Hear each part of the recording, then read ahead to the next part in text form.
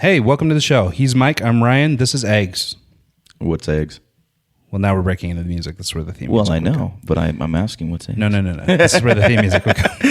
This is going to be Once the we get outtake that we do. No, that's perfect. Okay.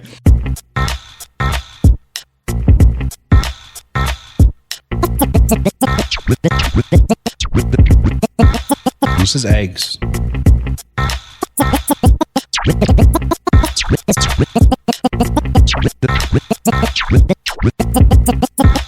This is Eggs. What's eggs? Eggs is a podcast about all things creative, regardless of what that means to you. From the creativity involved in launching a business, building a brand, crafting an entertainment career, or whatever, we'll talk about the process of growing your eggs from start to finish.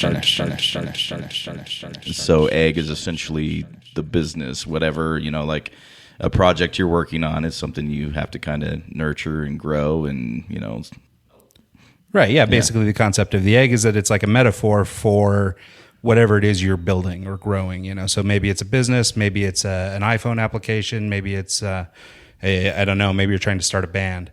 But whatever it is, whatever's your egg, we want to go through that process with you. Currently, our egg is this podcast. Right. It is the very first one we are ever doing, and I kind of feel I need to elaborate on our current situation. We're in a pool house in flip-flops with 2 laptops and 2 microphones, and it's great. I love this. I think it's awesome because we have to start somewhere. We can't just not do it. And granted, we're not in a professional studio. We're just doing it. I think it's awesome. Yeah, no, this is amazing. I mean, it really is a pretty grassroots setup. You know what? But this is pretty indicative of mine and Mike's past, which we'll get into here in a little bit. But this sort of setup, that's just being able to do whatever we can with whatever we've got, is sort of indicative of the way that Mike and I have operated over the course of our lives, the things that we've worked on, the projects that we've been involved with. And I suspect that it's probably similar for most people with most of their little projects too. You do the best you can with what you've got and figure out how to sort of innovate and create from that. Yeah. We, I'm not trying to say that we're like, hey, let's take crappy microphones and do a podcast and do this. We've done a lot of cool stuff. Well, yeah, we're steps ahead of a lot of people in terms of the gear and everything else that we're using. We may have a crappy little pool house for our studio, but we are using professional equipment and everything else to actually do the show.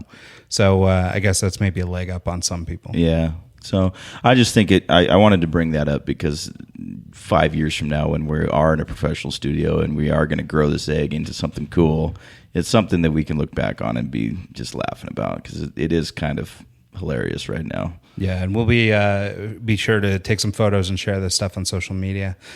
Before we get much further, we probably ought to get into some introductions, talk about who we are, why we are doing this, and why the hell we think we're bright enough to actually talk about anything. So first, let me introduce my partner here. His name's Mike Smith. He's also known as DJ Ontic. He's a DJ based out of Seattle, Washington. He is a super talented guy, one of the hardest working guys I know, and been a great friend of mine for years and years. So, Mike, with that, you want to talk a little bit about yourself, where you come from, and how we got here? Sure. I guess I've been a DJ for, I started in 96. My first paid gig was a New Year's Eve gig in 96. And I've just kind of been figuring it out since then. I started as a wedding DJ. And just kind of built a small business. I had 4 or 5 mobile systems that we would send out and do school dances and weddings and corporate gigs, is whatever we could pick up. The first wedding I did was hilarious. I couldn't even drive. I was 14. My dad had to drop me off at the gig and pick me up, and it's kind of funny to sit back and think about that. But how things have progressed since then. I've been like I said, I started in 96. DJ Ontic is something that kind of has been around for about 8 years now. Well, and let's talk a little bit about the name, just so people understand what's going on. So, I mean, I think it's kind of clever. I mean, it's pretty on the nose, but it's also super clever. So let's talk about that name real fast. So that's kind of funny to me. Like Ontic is, I'll be honest, I was drunk and I couldn't think of a cool name to like my actual name is Mike Smith. I can't be DJ Mike Smith. That would just, it's like taking on another persona and being someone other than myself was weird, and just the thought of going by something else, and actually like having people the first year when they would come up, hey, what's up, Ontic? I'm like, oh, that's me. Okay. Ontic is kind of a play on words. I always like to be on time for my gigs, and it's also kind of keeping the beats on time. And, it's on tick. Yeah, like kind of like a metronome, and so it's kind of like just a spin-off on that. So it's incorporating the fact that I like to show up early and make sure everything works properly, and you're not going to have any issues, and then also keeping the beats on time and not being, Yeah, of course. Yeah. Makes sense. One thing you mentioned in there too is that early on, your dad had to drive you to your gigs and things like that. You sort of had this drive from the very, very beginning.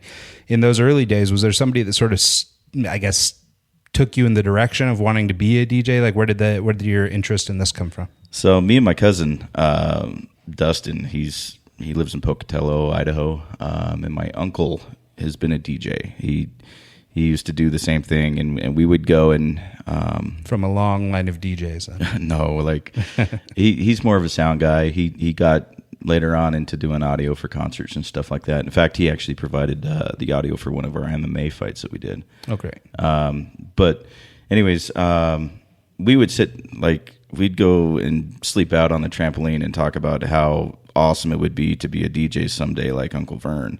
And I didn't really know what it was to be a DJ until I was probably like 8 or 9, and my uncle got married, Eddie.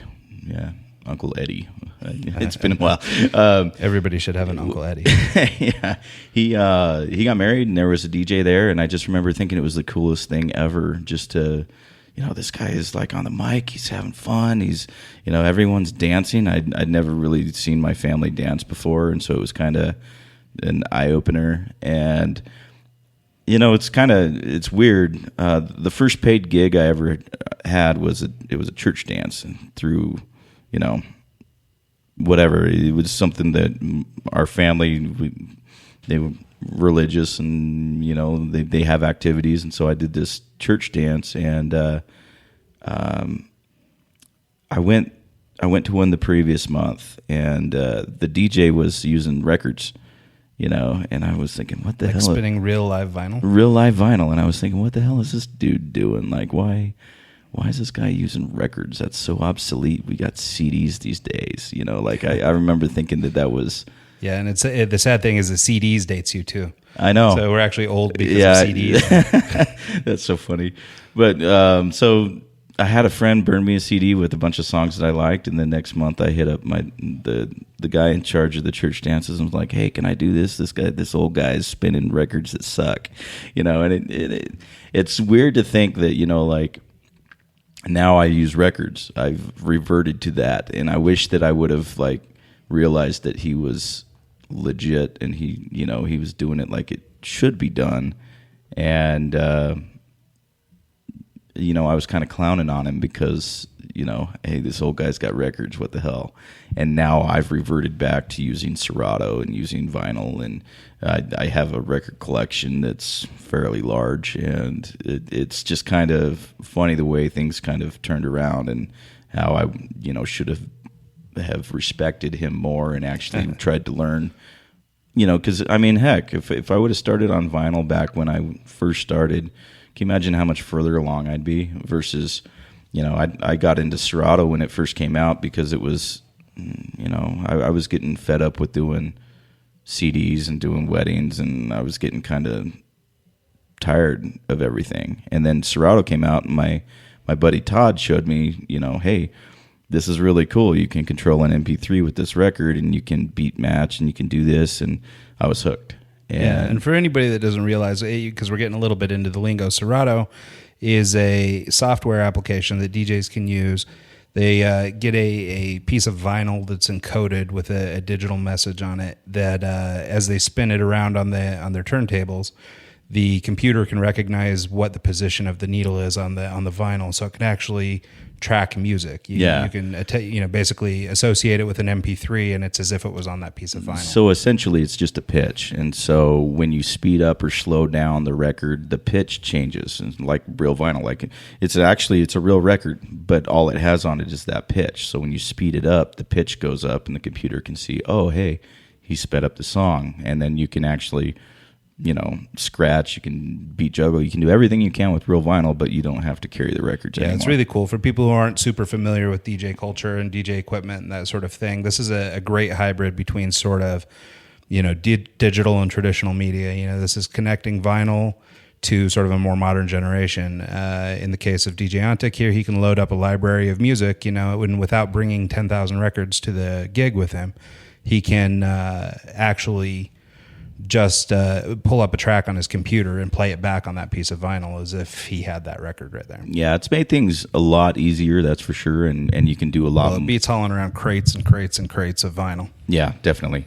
And you can do a lot more stuff on the fly. You have a lot more control. Like you can create a loop internally in the computer and do all sorts of stuff. But it definitely changed the game, and it made it more fun for me as a DJ, because when I was doing weddings and I was just, it got old real quick. And now I feel like I can perform and actually be an artist versus... Yeah, I would imagine spinning in a club is much more exciting than spinning at a wedding. Let's back up just a little bit more. Sure. Let's talk a little bit about... so you mentioned coming up and being taken to these places, but from where? Where did you live? How'd you wind up in Seattle? And now you're spending some time in Idaho also. So let's just talk about a little about the origins of Little Mike Smith, where you started at, where you're from originally, and sort of your life cycle. Oh God, we could go into a long story on it. No. Keep it short. We won't. We'll go. Okay.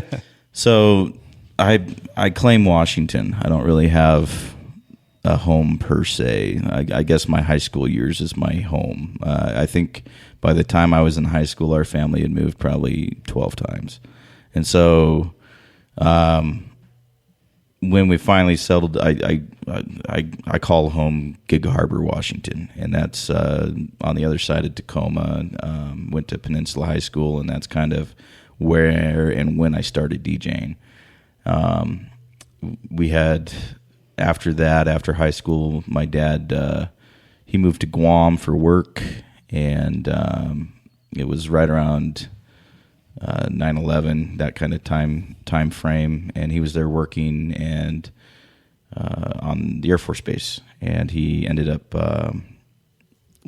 losing that job and moving back to Washington for a little bit, and my grandma had recently remarried, and her house was available, so they ended up buying my grandma's house, and that's how they ended up in Pocatello. And after that, I stayed in Washington for a little bit, moved to Pocatello, and that's where I met you. Right. We'll get into that. Yeah. I lived there for about a year, and then I moved down to Phoenix, did some stuff down there. And we'll get into that too. Yeah. And then moved back to Seattle. I lived in Seattle for another 4 or 5 years after that. And now I'm back in Idaho, just working on a fairly large project right now, and we'll get into that later. Well, and at this point too, you're sort of based in Pocatello, but you're traveling back and forth. Right now, we're recording this podcast in Salt Lake City, Utah. So Mike is between Salt Lake, Pocatello, and Seattle, where he still goes up and plays every couple of weeks. So he's a rambling man. Yeah, I travel a lot. I just bought an Avalanche probably 3 years ago, and I bought it with just about 110,000 miles on it, and I'm at 260,000 miles on it now. Excellent. So, yeah. Driving back and forth to Seattle 2 or 3 times a month we'll do that. Yeah. So to get a little bit into how we met and the Pocatello connection and all that stuff, we have to go back into my history a little bit. There's a couple different angles we can take to get to how me and Mike met. However, well, let's go a little bit before that. Let me ask you, what you're from Pocatello? You grew up there, right? Yeah, I grew up in Pocatello. I was born in Twin Falls, Idaho. From there, we lived in Twin Falls for a little bit, and around kindergarten moved to Sun Valley, Idaho. Lived in Sun Valley for a few years as a kid. That had to be fun. Yeah, well, I mean, I was pretty little. I don't remember Yeah, most okay. of it. But by kindergarten, first grade, we had moved back to Pocatello, and moved to Pocatello for the first time. And so at that point, I mean, I basically spent my whole school age years, everything up through high school in Pocatello. During that time, you know, I mean, I always had sort of a fascination or an interest in music and art. I was sort of an artist from my youth. What's like your first recollection of I getting have into some art? like super early paintings and things I did at 6 and 7 years old. My grandmother on my mom's side was an artist also. She painted, she sculpted, all that stuff. So she sort of made sure that I did too. That's cool. And so I had a lot of exposure to art as a young kid. And so, you know, I do far less traditional art now than I used to when I was a kid. But when I was young, there was a lot more painting, sculpting, that kind of stuff. But it's always been a pretty big part of my life. In addition to that, like I mentioned, music was always a big thing, and I was always sort of a fan. And we'll skip ahead a few years to high school, and there was a movie that came out called Scream 2. And I mean, for everybody who's, you know, familiar with the Scream movies, you know what I'm talking about. If not, go back and watch them. They're actually not the worst horror films ever. But Scream 2, there was a movie soundtrack that came out. My buddy Curtis presented that to me at one point, and he had it in his car and on cassette tape, you know, to further date ourselves. And so he introduced me to this album on cassette. There's a Scream 2 soundtrack, and on that there was a song called Suburban Life. It was by a band called Cottonmouth Kings. For people who don't know, they are sort of a I don't know, like a Cypress Hill kind of hip hop rock, you know, pot centric, you know, rap group from Southern California. Anyway, this song "Suburban Life" was you know, it was a cool song. For whatever reason, it resonated with me, and sort of started me down a path with them from hearing this song. And you know, this is something I still sort of advocate for today. I reached out to the band. You know, I wanted to be involved, and so I just asked them. See, that's something that I actually kind of admire about you is you don't even care. You'll reach out to anyone, and shockingly, a lot of them reply. Well, and I think later, You know? as we get into more about business and life and all that stuff, I think everybody is so nervous to ask, you know, that they're too busy saying, well, you know, nothing could ever come from this. You know, why would I bother talking, you know, if I shoot an email to this guy, you know, I'll never hear back from him or whatever. You know, that sort of forces inaction. Most people don't even get into it because of that. And so in my case, I did reach out to them, and this was sort of the dawn of the internet, you know, so it was, you know, still not as interconnected as we are today, but I was able to track down. They had put together a street team, and so I was able to get in touch with the guy who ran their street team. His name's was then. His name was Doug Carrion. Doug is a former musician, well, still a musician, but he used to play in a band called The Descendants. Oh, which okay. is kind of cool. Nice. I think he's a bass player for The Descendants. But anyway, he was involved with the Cottonmouth Kings back in those days. There's one other guy too, but I'm spacing on his name. But anyway, I reached out to them, expressed some interest in working with the band. You know, how can I help out? And so he sent me a box with, you know, a bunch of cassette tapes and stickers and posters and all the, you know, the usual swag that you would expect to see in something like that. And I started spreading it around and sharing it with people that I knew. And after some time, I came down to Salt Lake to catch them at a concert. Was that your first show, or had you? Not my first show, but my first Kings show for sure. Okay. And so I had come down to Salt Lake with some friends to see the Kings, and you know, ended up connecting with them. At the time, they were a small enough band that they were easily accessed, and I was able to sit down and rap with some of the guys and actually get to know a couple of the guys. Well, over a little bit of time, as time progressed and we got to know each other a little better, every time they'd come through Salt Lake, I was the one helping promote the show, and at least in Idaho. And you know, and then every time I would come down to Salt Lake and meet those guys. Over a little bit of time and through some of the connections that I met here in Salt Lake City, shout out to my friend Ian G, who, you know, really got me in tight with the Kings and the record label and everybody else. He was one of the promoters and one of the good friends down here in Salt Lake. we sort of fostered this relationship with them, and at some point, another band on the label, Mix Mob, came around, and Mix Mob at the time were just getting started. They didn't have a whole lot going on, but they were new to the label, and by then I had been working with the label for a few years. Were you able to kind of use your design talent to be able to kind of secure a way in there? Yeah, and it's funny because I didn't do that much design work for Cottonmouth Kings, really anything ever. But at the time, I was interested in music in general, and so I was doing concert posters and things like that for people, and designing those things mostly for free at the time. And which is another thing I'll advocate for as we start talking to business and things like that, is just working for free. The importance of sort of going out and just doing a job and learning it, whether they pay you or not. Well, I think the first thing you did for me was a website, and I traded turntables for it. Mm-hmm. So, yeah. And so, anyway, this is kind of a long story, and we can get into it on another show. But long story short, befriended the Kings, started touring around with them and the Mix Mob crew, and at some point we were looking to do a concert in Pocatello. So they hit me up. They asked if I knew anybody up there, and I did, of course.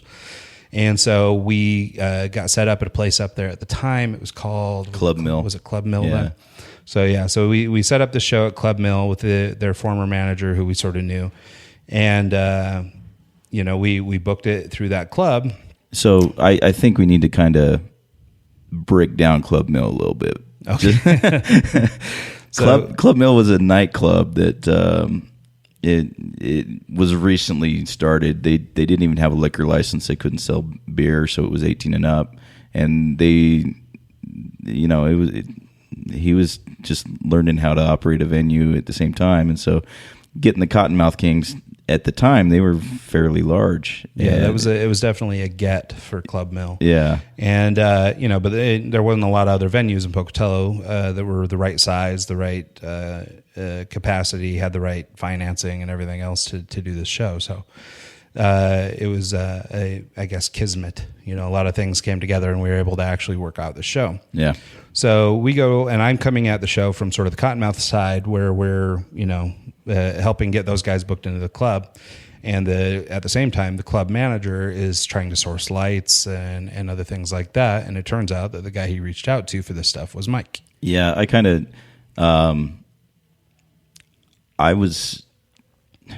I had just bought some lights, trying to build up my business for the mobile side of things and doing other events. And he reached out to me, and I knew nothing about lighting. I had never been to a concert. I was just a sheltered little boy. They had lighting.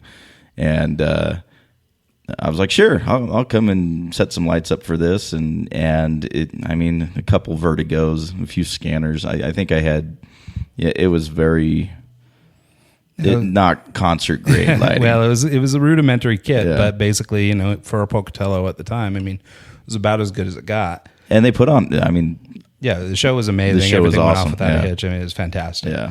And so, but from that concert and from those relationships, Mike and I started to buddy up. Basically, I was there sort of in a promoter role or a support role for Cottonmouth Kings, and Mike was our lighting guy. And but we both lived in Pocatello, and we were able to sort of continue a relationship after that.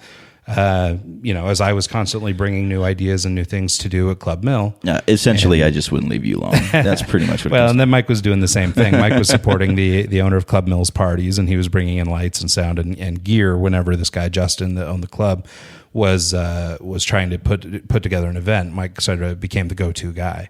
So as I was bringing events and ideas and things like that to the club, Mike was the go-to guy for lights and sound.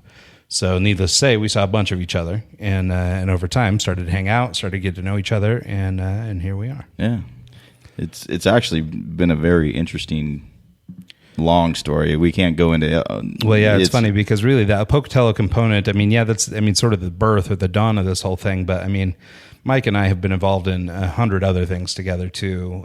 Some bigger, some more prominent than others. But in general, we've been sort of, thick as thieves, working on 100 different ideas and different things all the time.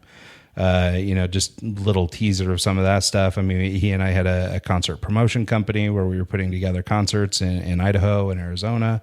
I used to have a clothing company, and Mike was always our go-to guy. You've had a few clothing companies. You had Standard Ink. Yeah, we had Standard Ink, and we had Crooked way back in the old days. I still have one of your Standard Ink hats. Oh, funny. Yeah, no, I still come across some of that stuff every now and then. And then finally we ended up with a brand called Restless. Restless was sort of an MMA or action sports brand. We sort of came out around the same time as Tap Out and a lot of that stuff, and we were really involved in MMA. And in that part of Idaho, you were actually really quite big. Yeah, we became pretty well known for doing that kind of stuff. Really involved with the fight scene, and we sponsored an MMA team out of Idaho Falls, Idaho. They varied, but they had as many as 15, 16 fighters at any given time. And so we had a big team of guys that were actively out fighting, we definitely got a pretty decent reputation up in that neck of the woods. In fact, eventually we started promoting our own fights because everybody thought the fights were ours anyway. So we sort of felt like we should have some. Yeah, that was kind of funny. Everyone thought that Restless was putting the fight on because you out-branded the people that were... Yeah, that was the thing. You'd show up and you'd see Restless shirts on every other body at the venue, and so the guys that were running the fights, were feeling like that wasn't maybe the best thing ever. And so we ended up we made some good friends with a few of the promoters, and we ended up putting on a couple of our own fights. Yeah, we actually did the inaugural fight at the Shoshone Bannock Casino out in Blackfoot. I remember that. Which was, kind of a big deal, to be the first big event at this casino. First fight on the Indian reservation up there. And for people who don't know, this is sort of southeastern Idaho. So Pocatello is sort of in the southeast corner of Idaho. Idaho Falls is just a little Salt bit north. Lake, more closer to Salt Lake than everyone hits me up. Oh, I'm going to be in Idaho next week, and it's Spokane. At Coeur d'Alene, it's 8 hours away from me. But yeah, no, it's funny because we're actually in Pocatello. We're closer to Salt Lake City in terms of like a metro area versus like Boise, which is the state capital of Idaho, where it's closer to come to Salt Lake City. So by and large, as I was coming up and going through, going to concerts and things like that, I almost always came to Salt Lake. But anyway, so I don't know. Needless to say, I guess. So okay, so what are you doing now? So what began years ago, sort of as an interest in music and everything else, I was able to sort of mix that with art and design, and I started doing concert posters for people. And it's funny. At the time, I used to work for a semiconductor plant in Pocatello. It's a place called AMI Semiconductor at the time. It's got a new name now. But I was working up there at AMI, and I came across a copy of Photoshop 5 on their network, which is ancient for anybody. We were just talking about this today. Anybody that keeps up on Photoshop, we're well past Photoshop 5 now. They are barely recognizable relatives at this point. But I came across a copy of Photoshop 5 on the internal network up there, and I was working overnights at the time. So I was working Friday, Saturday, Sunday, and every other Thursday overnight from 7 to 7. And I worked in a department where we had a lot of really long processes. So processes would take some of them were as long as 48 hours, 56 hours. So a lot of times we would start a project and never see it finish. And so we had a fair amount of downtime. And so I would at night, just while we were sitting there waiting for processes to clear and things like that, I would sit down and just fiddle around with Photoshop a little bit. And, we'd make funny little things with our boss's head on different bodies and things like that. We just screwed around a little bit. And in that same sort of window of time, we were, a lot of us guys that were working there were big on, sort of the crotch rockets or the bullet bikes, the Chinese or Japanese, speed bikes. At the time, I had a Suzuki GSXR 750. And but all of us were members of this online motorcycle forum. And you can get on there, post pictures of your bike, talk about the ride you did, whatever, that kind of stuff. And I created this picture. And it's funny because, Mike and I were just talking about this earlier. But I created this image of, it's basically a zebra riding on I think it's a CBR 600 or CBR 900 or something. There's a zebra sitting on this on this bullet bike, escaping a lion, evading a lion. And, I posted it to this motorcycle forum, just kind of as a joke. And it was really popular on the forum. A lot of people thought it was funny. And, but that was sort of like one of the first real Photoshop manipulations I'd ever done, where I sort of isn't that still kind a bunch of things, circling the interwebs? And well, yeah, no, it's hilarious. If you actually get online and you search zebra on motorcycle, that's it. Just Google zebra on motorcycle, and I mean there are thousands of hits. You can get the coffee mug on Cafe Press. You can get the T-shirt on Zazzle. You can get all the zebra on or zebra on motorcycle merchandise you could stand on the internet for free right now. So it's kind of funny that thing's taken on a life of its own, which I didn't even discover until years later. Well, it's actually kind of funny. I just think that the fact that that's still circling around and it's your first piece of work on Photoshop. Yeah, it's crazy. Yeah. And at this point, I'd be super embarrassed. It's definitely not the type of quality that we're doing nowadays. But it is funny that this thing sort of lives on. It took on a life of its own. And I didn't find out that it was even really out there until years later. I got just a random email from a guy asking if he could use it for something. And I got talking to the dude, and he had tracked down, or he had found it on this motorcycle forum that was then debunked or defunct. It was sort of out of business and not in operation anymore. But he had reached out to the former webmaster of this site, and was able to get my username, and because of that, he could get my email, and it was this real investigative journey that this guy went on. And but eventually, he was able to track me down, and with sort of a modern email address and everything, which I don't know if that's scary or not, but anyway, he was able to track me down, and he was asking permission to use it, and I got online, I sort of Googled about it because he had said that he'd seen it around, and I was just blown away by how prevalent it is, because it's just, it's everywhere. Wow. And so anyway, so it's kind of funny. But long story short, I started to work in Photoshop then. I started to learn the software. And I took that education that I was getting while I was working and started making concert posters for friends of mine. So I did them for the Mix Mob guys, and also a number of just like sort of Salt Lake local bands. Well, you did a lot for me, actually. Yeah, we did. Yeah, we did a bunch of DJs stuff. The only reason I know how to use Photoshop is because I felt guilty asking you to keep doing them. Well, yeah, no, way back in the day when Mike was up and coming, after we had, obviously met and gotten together a little bit, I started doing projects for his company then. It was just called DJs with a Z. And, we did a number of flyers, and I think maybe an early iteration of a website and some other things. Well, that was the first website you did for me, and then you did... Might have been my first website ever. I think it probably was. Yeah. Well, I might have had my own or something. You knew how to use Dreamweaver at the time, and so you had done it before, and it looked good, and I was impressed. Yeah, it wasn't bad for the time. Well, that and the pamphlet that you did in conjunction with the website, really good stuff. Yeah, there was some fun work back then. I still use that pamphlet. And so, well, hey, we should update you at some point. Change the name. Yeah. So, but anyway, so I started to become proficient in Photoshop. I was using it at work. I was using it, as I was doing these posters for different bands and things. And at some point, we were doing enough posters for enough bands that basically I hit a point where I couldn't keep doing them for free. It was just taking too much time. Well, then your talent level was up there. Well, and so. I don't know. You know me. I'm just saying I would never have thought that. Yeah. But it just basically became a physical draw. It was just taking too many hours to work that in, plus my job, plus my life, plus everything else. Yeah. It was too much to keep up on doing concert posters for all my friends. And so eventually I started charging them. And, it wasn't much, it'd be $50, $20, whatever, whatever people would give. Pack a beer. Well, yeah, anybody that's worked with bands know that bands notoriously have no money. And so, it's not like a high money game, not at that level anyway. And so I evolved out of doing, all this free work to having to start charge. And that was sort of the birth of me as a professional designer.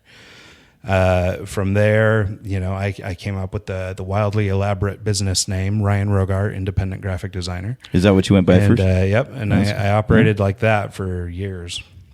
And basically we're just doing design work freelance on this side. I worked at AMI a little bit longer and was eventually sort of laid off from that gig.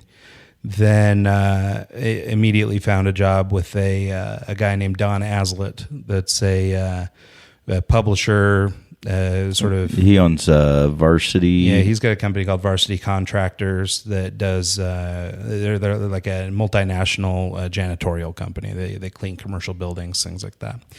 And but he had started Varsity in college, and later in life became an author. And so I got a job working for his book publishing company.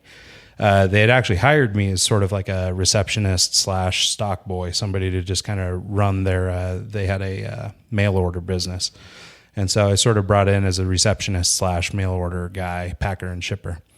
And but right away, my boss had noticed that I was able to do some of this design work, and I was able to get a ton of opportunity doing that kind of stuff with them. So everything from their websites to laying out books to catalogs and everything else.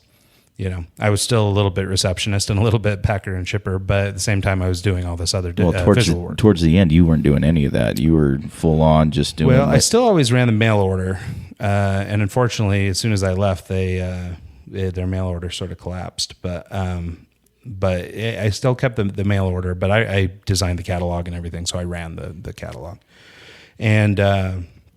So I did a lot of stuff there, and in that time while I was working for Azlet, I was up there for 5 years. Somewhere in the middle, I started working at night. I had put my name out on a couple different designer forums and things like that as, being a freelancer available for work. And so I put my name out there, and eventually I landed, 1 or 2 clients, and I started working at night, just doing design work. And so I was working for Azlet 8 to 5, and I was running my business from 6 or so till 2 in the morning. And that was just sort of the routine. At some point, after a couple of years of this, Azlet went through some things and ended up laying me off. And at that point, I had sort of built up enough of a freelance catalog, I was able to fall out and just go to work for myself. So that time... Do you think that was... kind of like a blessing in disguise kind of thing? Yeah, for me, it was a total gift because, I was, burning the candle at both ends, and every minute was being used up, and I was working a lot of hours, and I was tired all the time, and, really, I was ready to jump out into my own business, but I would have never been brave enough to do it. Yeah, just going off on your own. It actually just took somebody shoving me off the ledge to go, oh, wait. There's ground right here. There's not actually a ravine at all. That's kind of the second time I went off and started a DJ business was because I lost a job driving truck. Yeah, well, and it's one of the things I would always encourage in somebody, is try and have a skill or have something that you can fall back on. Education is great, but if you can weld, then you'll always have a job. Yeah. Exactly. And so in my case, I'm too big a pansy to do much welding, but I was able to sit behind a computer screen. And, the day I see you using a welder. But I can draw and I can do a bunch of other things like that. And so I was able to, sort of parlay that into work. And so when Azlet laid me off, I went out and I started my own business, Ryan Rogar, independent graphic designer. And so I did that for a number of years and had offices in Pocatello for a little while. And, that sort of grew and grew. And at some point, I decided I needed to try and come up with a name that seemed a little bit more official. And Mike and I, before the show, were talking a little bit about this. And there's some controversy here, although Mike's trying to take I'm going to claim it. For a name. I gave you the idea.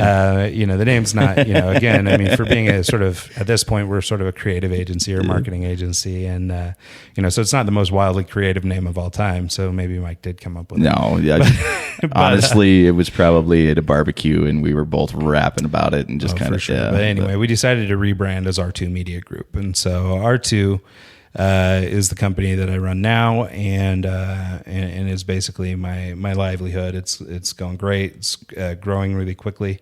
And so, tell them a little bit about R2.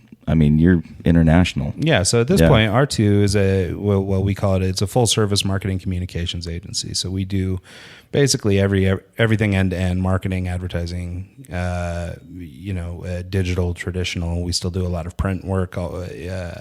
Social media management. We do, if you can dream it, we can do it.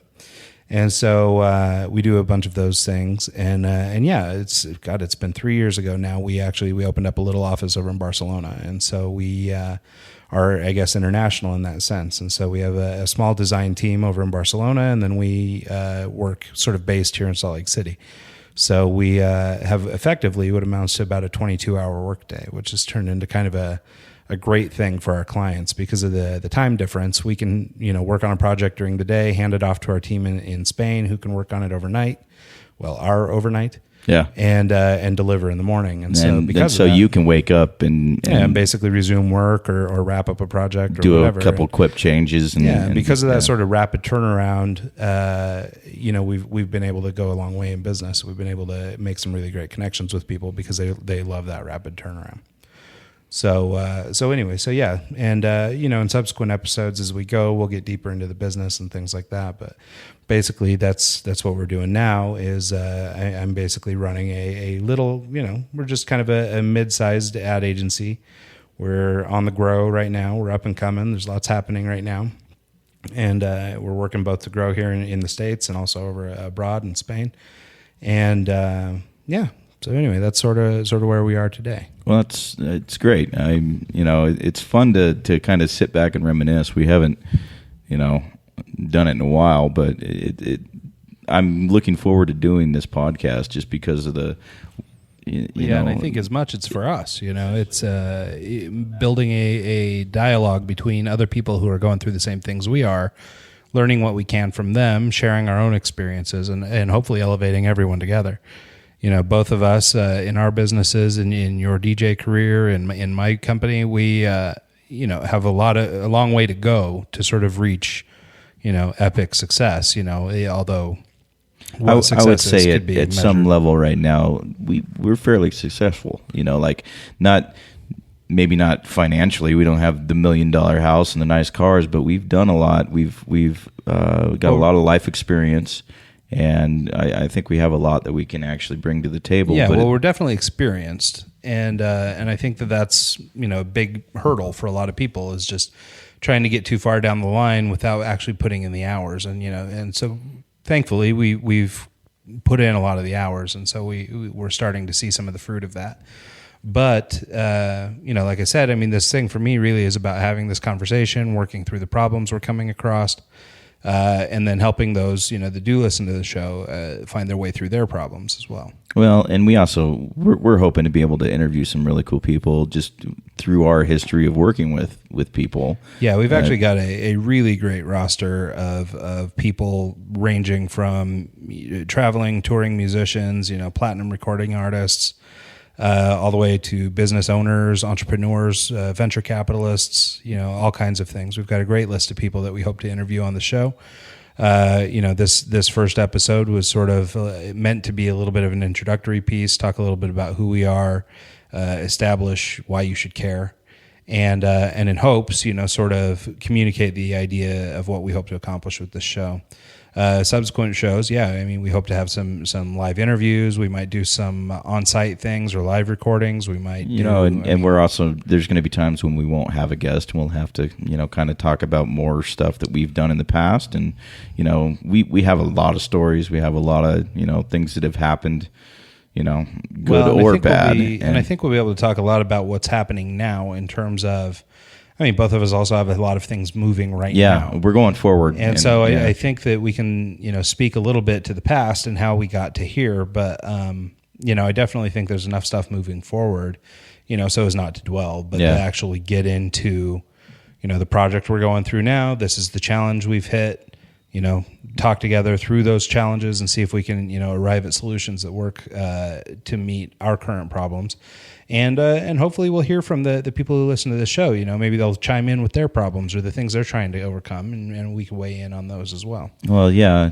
Right now I've been working on a pretty significant project for the past 2 years, and I'm not going to go into details because it's still in development. But but suffice it to say, it's a massive website project. It's something that has been near and dear to your heart for a long time, and I'm super stoked to see it coming along like it is now. Yeah, it's finally it's the light at the end of the tunnel, and it's been something that I didn't think I would ever really see, and seeing it to kind of come to fruition is, it's kind of just a